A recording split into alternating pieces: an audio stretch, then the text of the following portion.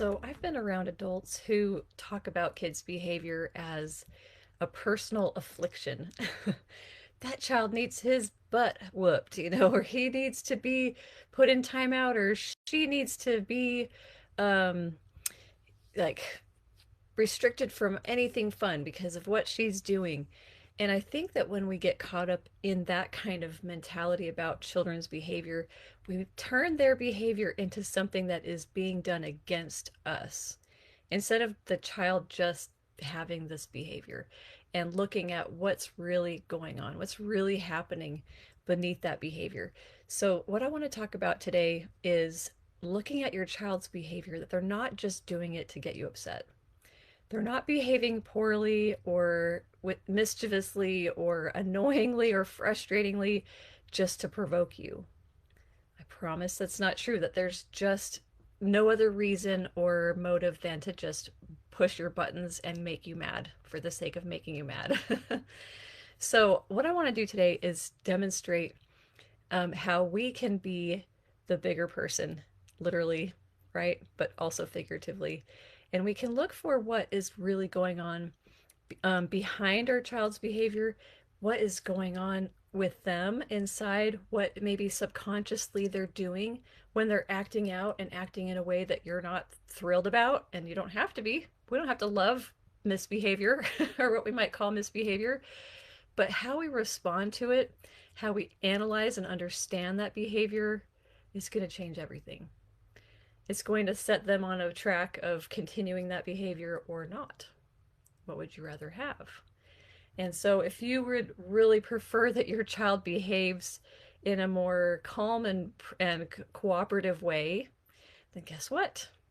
You, as the adult, you, as the caregiver, the teacher, whoever you are, the coach in that child's, whatever dynamic you have with that child, that relationship, if you are the one who's going to choose to be in control of yourself, you're going to look at them in a more open minded way instead of it being a personal attack when they misbehave. Okay, so we're going to talk about a few different things today. My name is Michelle Cox. I'm a certified life coach for kids, and I work with parents, work with anybody who wants to improve their mindset and change how they feel inside their bodies and understand their nervous system better. There was a really fun diagram that I saw on Facebook the other day, and I had to share it on my own page because I just thought it was perfect. But it says reasons for a child's behavior. And one of them is what people think, and the other one is the real reasons. And so on the side that says what people think, that pie chart is a solid one color, one option, and it says doing it on purpose. so so often we just think that's the only reason for that child's behavior. They're just doing it on purpose.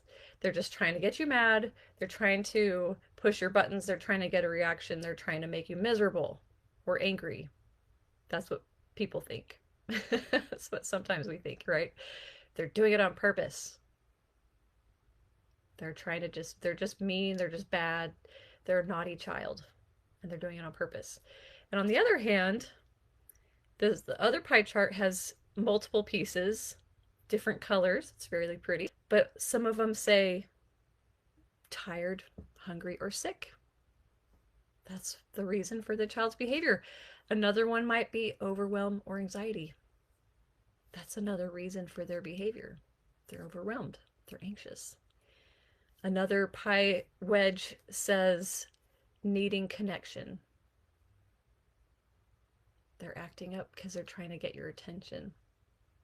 Your child might be trying to compete with your phone or your TV, or some other project, something that really occupies your time a lot, and they really want your attention. Another pie wedge says unmet need.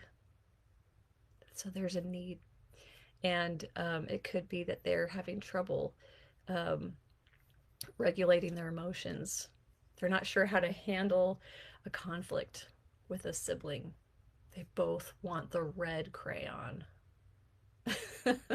Suddenly, the red crayon is a life or death situation. Another pie wedge on this chart says lacking a skill. They're lacking a skill.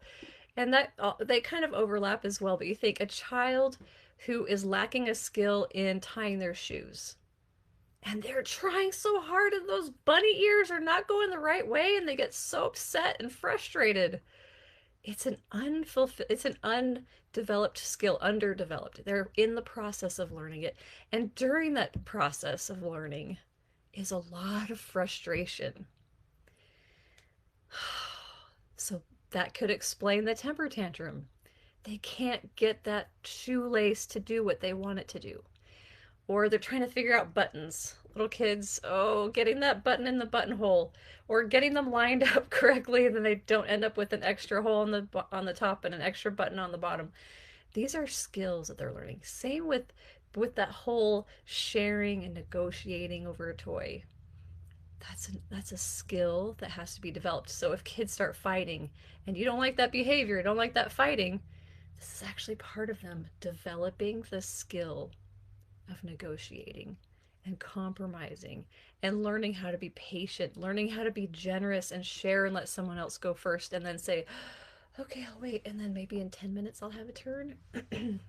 That's not easy for kids to do. These are skills that they learn.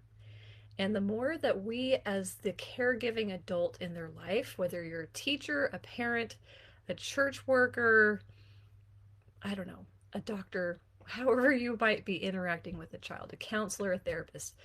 And especially, I think, in the mental health field, there's a lot of training for understanding that there is something else beneath that behavior. It's not just them trying to be a bad kid, it's not just them trying to make you miserable.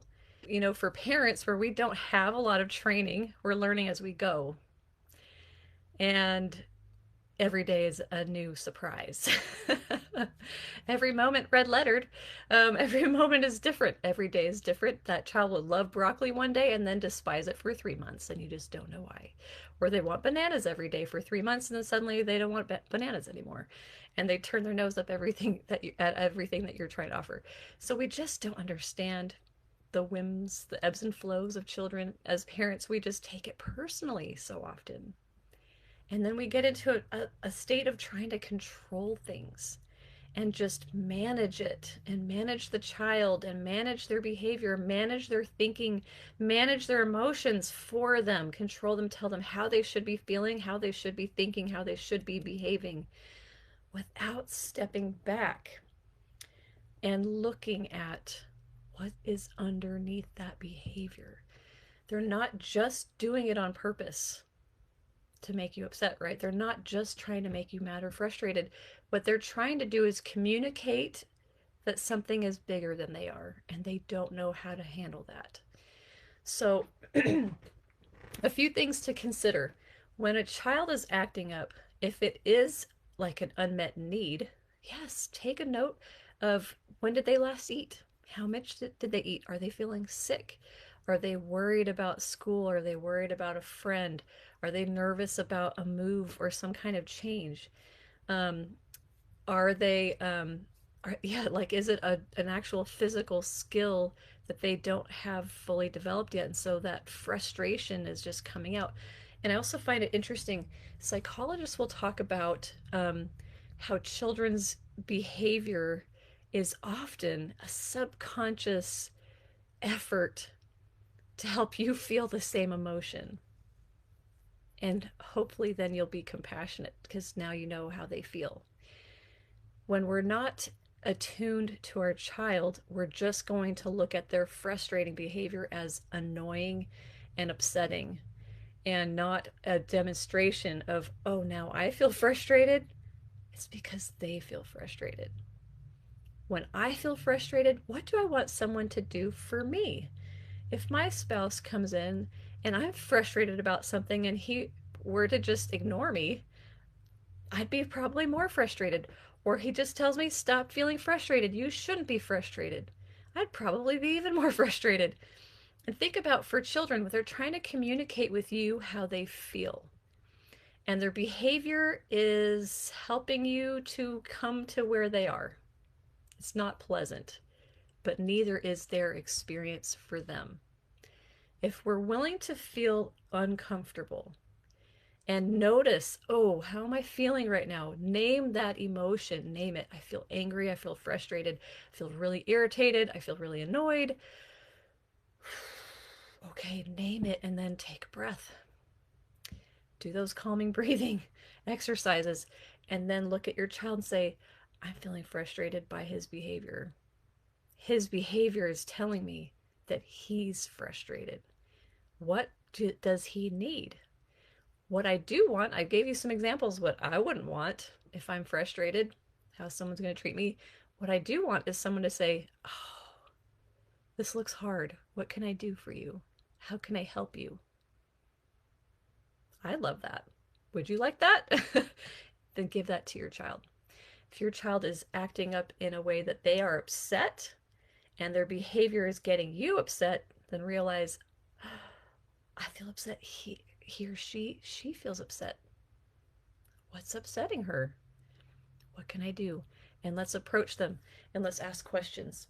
So I want to use my thought cycle diagram today as another example of how we can look at the connection between our thoughts, our feelings, our actions, and what result it creates in our lives, how we can change that.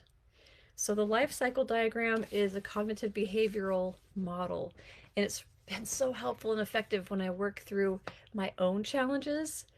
I'm like, oh yeah, okay. Lights go on.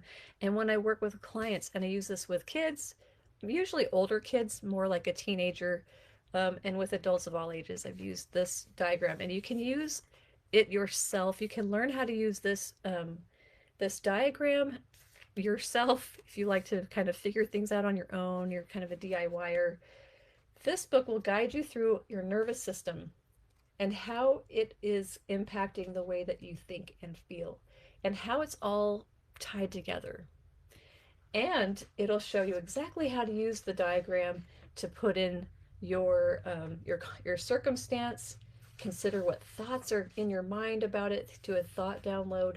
Come up with what are the emotions that you're feeling. You can put that in the figure piece. You can look at what nervous system state am I in? Am I in fight mode? Yelling, getting upset? Grab that child, put them in timeout. Or flight mode, just ignore them, go to the other room, turn my phone up even louder so I don't have to hear them. What are we doing and what's the result? And how do we want to live? So this workbook is such a great tool. I love using this with my clients. I give you some real scenarios. I give you some resources.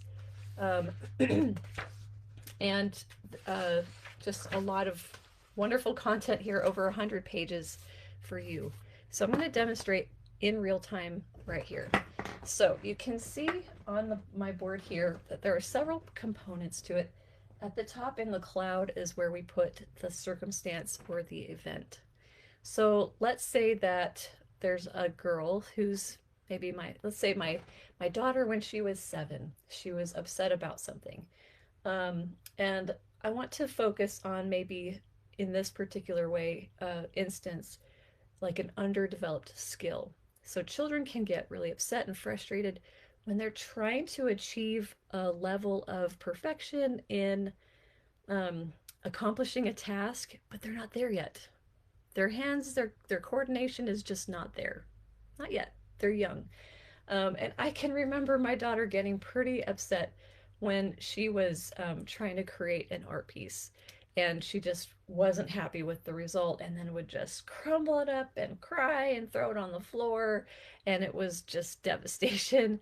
And it was really difficult to try to console her and help her to calm down and relax.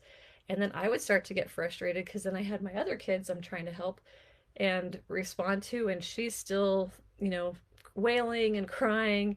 And so, yeah, it's hard. How do we respond? How do we help them? So I'm going to give you, so I'm just kind of pulling out my own experiences, but also wanting to make one that's more fictional, more general. But looking at this chart, we're going to see how this is a cycle and it goes round and around like a wheel, like a circle. And up in the top, we'll say that, we'll say, my daughter, and in our circumstance cloud, we're very general, very generic. We don't put a lot of adjectives or detail as far as just like bare bones what happened. So my daughter, let's say she threw her, um, let's say she threw her paints on the floor.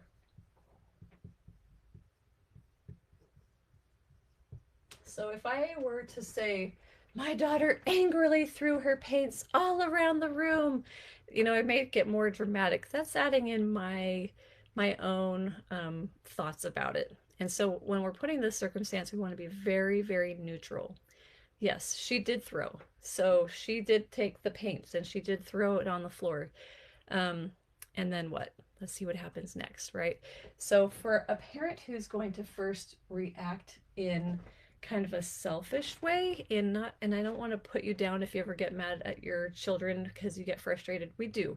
But when we're taking their behavior as a threat against ourselves, that they're doing this to us, it is a little bit selfish. We're thinking about our own discomfort and not their trouble, not the cause of their behavior that we don't like. It's all about ourselves and our comfort level. We're not giving them a whole lot of space to be a human being who's having an unpleasant experience. And so, I can look back on all my years of parenting, and I did that a lot of times where I took their behavior as a personal insult. And I just had to, and I wanted to try to control it and end it right away instead of really exploring and taking the time to figure out what exactly is happening. And how am I going to help this child resolve that in a way that we're all better for it in the end? That we're closer, we're connected, my child learned something helpful instead of just avoid mom. When I can't handle myself, she can't either. She can't handle me. So I've had plenty of that. I have 6 kids, age span 8 to 22. So there definitely have been some difficult days. But I want to say too that as you do make this effort to really tune into your children, you will get better at it. And it becomes a joy to see your own progress. And you can say, yeah, I did better with this. I handled this better than I would have a few years ago or 10 years ago. So give yourself room to grow. Give yourself room to appreciate your progress and that you are also a person developing skills as a parent. Okay, we're all growing, we're all learning. So my daughter threw her paints on the floor. And if my thought was, oh, she did that on purpose,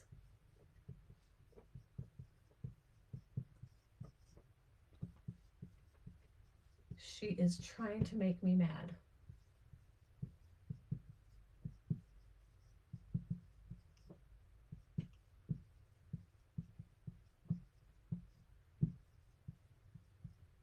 Okay, so if I think that, even if it's not like a super conscious level thought, but that's kind of the belief I have, my child, my kids, act up to make me mad.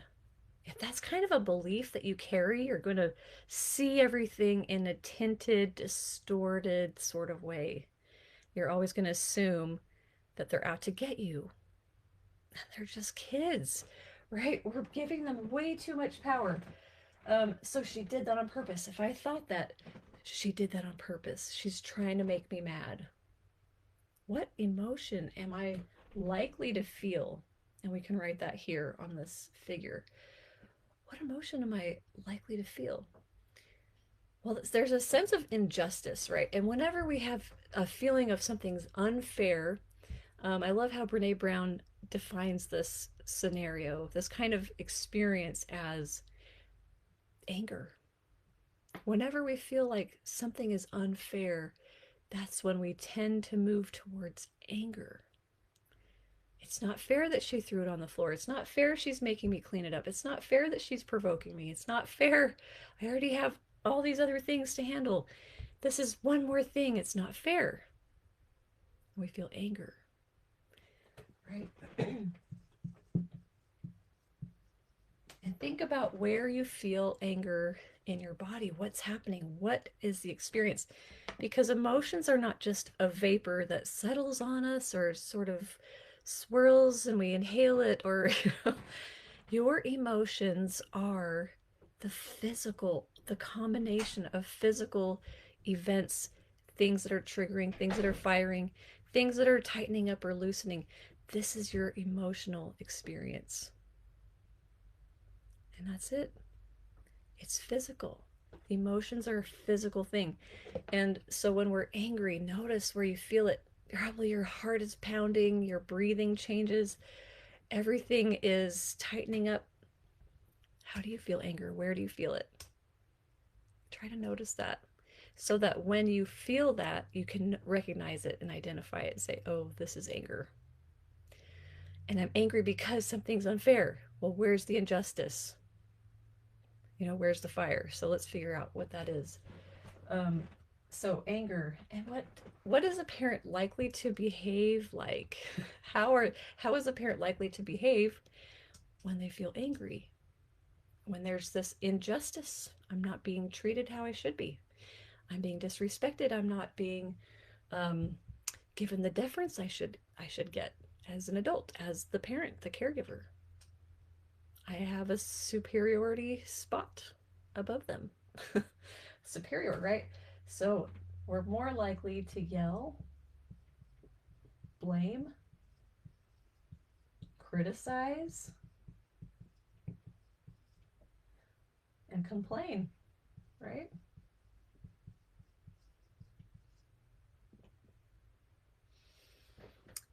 How helpful is anger?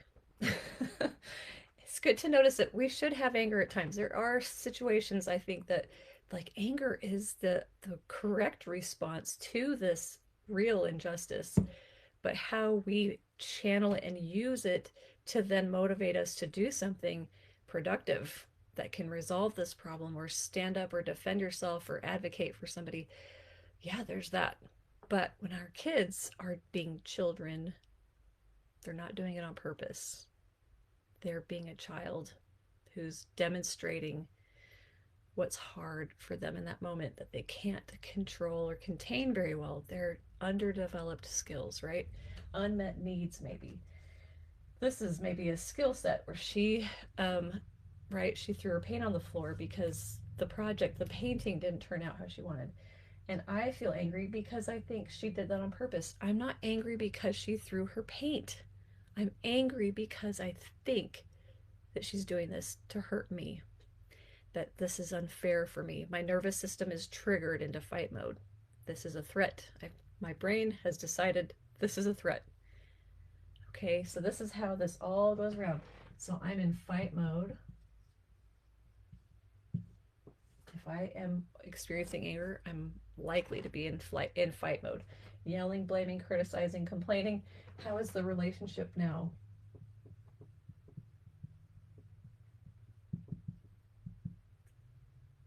It is volatile. Forgive me if I misspell things. That's all right. I'm like IRA. Volatile, tense.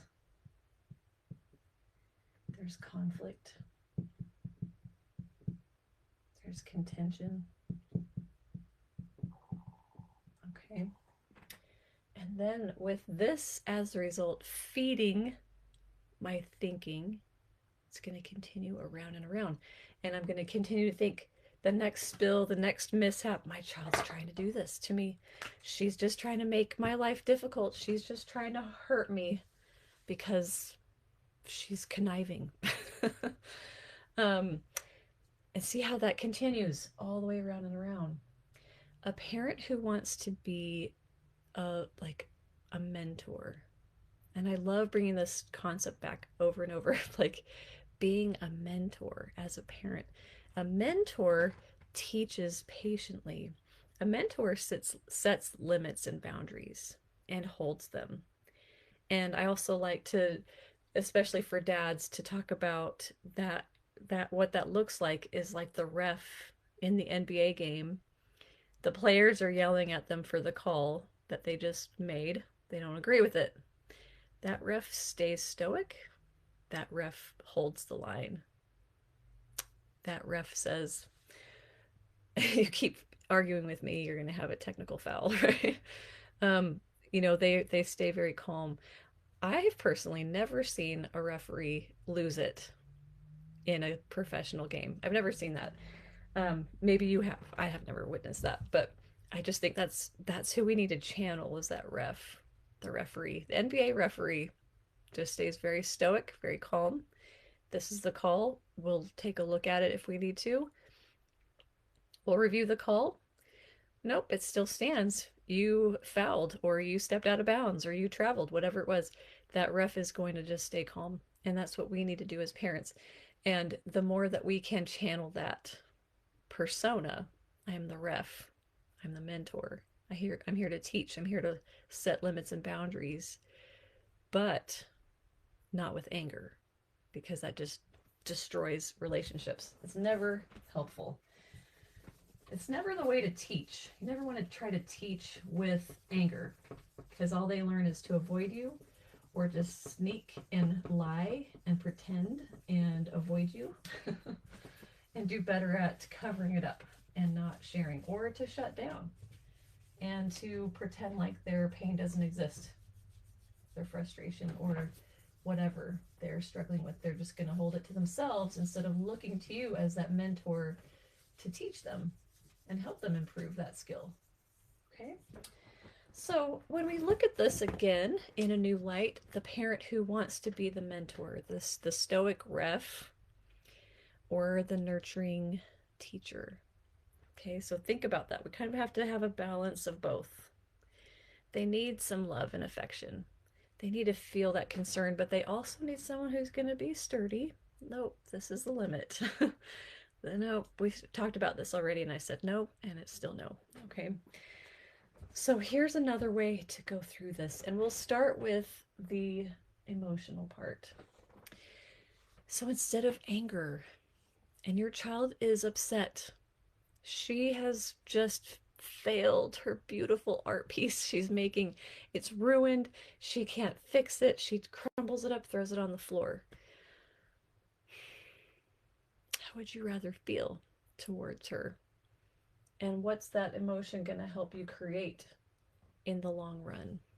Not even that long, but through this cycle as a result, even within minutes. What is it going to create? And actually, if we want to start here, what kind of relationship do you want with your child? And this is what you get to learn how to do in the workbook. So it's magic. Like rewriting the cycle is amazing. It's so much fun. I get a big kick out of it. Like, whoa, okay, this is a way better way of doing things. I love this.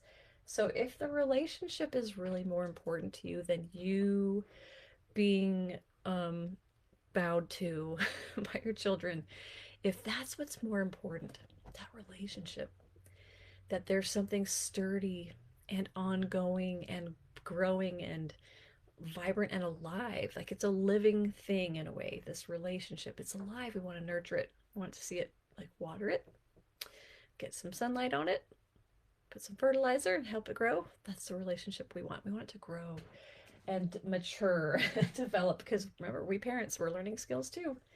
But if you want that relationship to be sturdy, and it doesn't mean that it's never rocked, it's never challenged, but it means that you handle it, you break and you rebuild, right?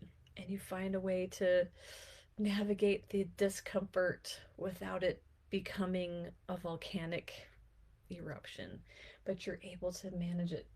So if that relationship is going to be sturdy, maybe you want it to be more like a mentorship where you're teaching, you're you're living the example of what they want to eventually become.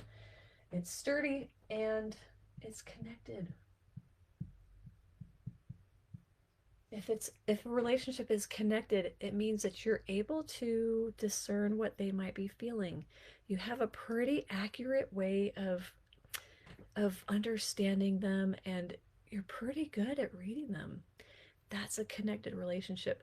And you learn how to ask questions, you're comfortable talking, you're open to their feedback. I mean, this is a really healthy, thriving interaction, right? So if this is the final, like, this is the state we want to be in at the end of helping your child who's thrown paint on the floor, oh, that's how you want to end up, even though this has happened. Well, what's got to happen here? So maybe a relationship that's still sturdy and connected, and there's mentorship, and you're kind of that stoic ref for them, you're probably going to feel some compassion. Oh, look, she threw her paint on the floor. She's not mad at me. She's not trying to punish me. She's just upset, right? She's a younger child. She's going to have a like a diminished, like a less developed, underdeveloped capacity for failure and handling her own failure. This is a maturing thing, a maturity thing. So if I have compassion for her, then I'm going to say, oh, that must be so disappointing for her. Her project failed. Her painting, for her, in her mind, her evaluation of it is that it's a fail. And she's hurting. So I'm not thinking about the mess and all I'm gonna have to clean up, yeah, we'll get around to teaching her about what to do instead of throwing the paint. We'll talk about that. But first, be aware of what she's experiencing and let her experience be real. Instead of she shouldn't feel that way. Nope, she should. She should. Fine. She's 7 in this example. So if I had compassion, I also might be curious. Why is she upset? What did she think wasn't good enough about this picture? I wondered, was she doing any other artwork today at school? Did something not turn out? And so this is kind of feeding out and carrying through the day. So I might be a little bit curious. Curiosity. And if I have compassion and curiosity, how am I more likely to behave instead of yelling, criticizing, blaming, um, punishing, all that stuff? Instead of that, if I'm compassionate and curious, I'm going to ask questions. I want to know more about her experience. Sorry, my writing is kind of a mess today. Ask questions. Um, Offer support.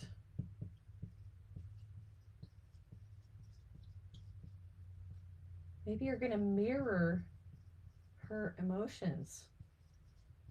Not to like throw a tantrum, but to narrate it, say, I like identify it and say, oh, I see that you're frustrated. I see that you're disappointed. You wanted that painting to be beautiful and you feel like it didn't turn out beautiful. That is so disappointing. Just be there. Feel it with her. Sit with her in it. Ask questions, offer support, mirror her emotions. You're going to do that because you have compassion and curiosity. But what are the thoughts? What are the thoughts that you need in order to have that emotional response? Because remember, your thinking is creating your feelings. Your nervous system, if you're not going to go into fight flight and let that throw you, like your kid is throwing a tantrum and your nervous system is going to throw you, but you stay in control. I don't like that mess, but first let me help my child and then we'll clean it up together. How about that? So we need our nervous system to be in a state of safety. So the thinking that you can have that helps you stay in a safe nervous system state. Look at your child as the one who's the one hurting, not you. What's happening? Okay. You might think something like this. She must be so disappointed.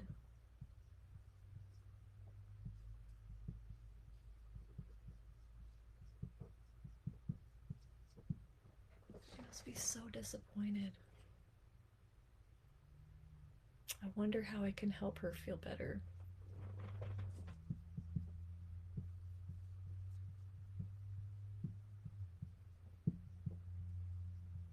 I wonder how I can help. So there's the compassion and then there's the curiosity. And we're going to approach the child, mourn with her, This is a sad thing for her, right? Don't minimize it. For her, it's a big deal. So let it be a big deal. And then once you've been able to mirror it and name it and express that compassion, that concern, the relationship is sturdy. You're able to comfort her and say, hey, let's clean this up. Can I do a painting with you? Or should we do something else? Let's clean this up together. She's still so upset. She's not ready yet to clean up. And you might need to do a little bit of the cleanup by yourself. You're the adult. But continue to help her process that. This was disappointing for you. And when she's really kind of moved past it, then you can say, what could you do instead of throwing your paint? So then we don't have a big mess and lose your paint because now it's on the floor. We can't use it. What could we do instead? When you're starting to feel frustrated, what could you do instead? Yeah, and talk about that. Help her come up with her own solutions because those are the ones that will work better than the ones that you can create and come up with. So when she has that ownership of resolving a problem in her own mind and how this could work differently next time and what I could do better next time, what could be a better way to handle it, that's going to work for her because it came from her body and her mind. Um, that's how that works. So this is really fun. And I love this process of um, really taking the time to explore the experience instead of just labeling it as bad and just shutting the child down and not giving them an opportunity to be a human being having an experience. Because we adults, we feel frustrated every day. We have something. And if someone were walking around by us all the time saying, no, you can't be frustrated, stop, get over it, don't be frustrated, you're not allowed. We'd feel like we're in bondage, we're in prison. We want our children to feel that it's safe to be human and be real. And when they know that we are going to be open to their experience and accepting that it's reality, this is a real, this is really what they're feeling and thinking, then they'll feel safer with us. And then they're going to be more likely to come to us with the big problems and the big issues that come later on. And we want to be that parent. We want to be open to them. We want them to feel like this is a safe place for them. So, that's what I want to share today. Your children are not just doing things on purpose just to make you mad. There's something underneath.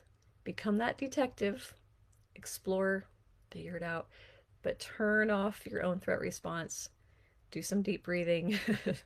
um, and like channel that back in that this is a human child having a human experience, and what is it that's beneath it, what's behind it, instead of just throwing down the punishments.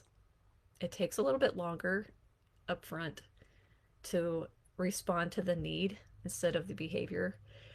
But in the long run, you're going to create a relationship that is sturdy and is able to mend and repair really easily and much more effectively. And they'll come to you and listen to you better, especially as a teenager. And you want that relationship, so start young to be open instead of shutting them down. We want to be open and have a welcome mat for them always.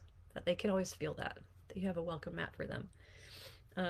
So thanks for joining me today. You can learn more about the workbook on my YouTube channel. Subscribe, find all the fun videos that show you lots of different demonstrations. You can find out more about life coaching, things that I'm doing, and the ways that I'm working with children and adults and helping them come to these helpful, like mind-blowing mindset shifts on my website, michellecoxmindset.com, and on Facebook, Michelle Cox Mindset Coach. So join me again next week. I'll see you later.